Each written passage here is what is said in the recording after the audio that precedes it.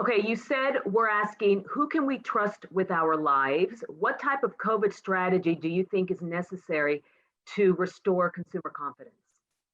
One, a vaccine, as I mentioned, will be the biggest thing. Two, I think we need a federal jobs program. I think with 36 million unemployed and more underemployed, we're going to have a transitional, not permanent, but transitional federal jobs program so that we can start hiring, millions of people that can do productive jobs that have a positive impact on the country.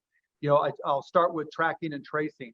It can't really help us with what's already taken place, but as we try to make sure that there's not a resurgence or we find hotspots, having tracking and tracing available across the country is critical.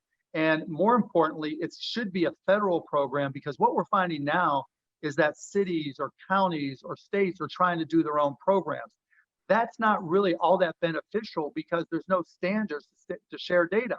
And there's no real organized analytics program to say, okay, here's where the trends are. Here are people who are moving across the country or from point A to point B and their contacts. We need to have that centralized data point. And let me just add again, because there's a lot of people concerned about their civil liberties, and rightfully so. When I talk about tracking and tracing, it's always voluntary. If for whatever reason you don't feel right about contributing your information, there's nothing the government can do to force you. Hopefully you'll feel that it's the right thing to do, but that's just the way we are in this country. You have that right to say no. But I think creating jobs for tracking and tracing, and in parallel to that, doing the same with testing. It's kind of haphazard right now and slipshod on how testing is done. Cities like Dallas have done a great job putting together programs, drive-in testing, but there's not really an organized approach across the country to create standards. We've all been pitched tests or offered tests. Hey, we've got this best test and this is the best test or that's the best test.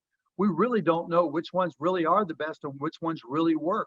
And so we need to have some standards that can be applied across the country. Again, training people to do what's necessary, become healthcare workers, hiring more of them.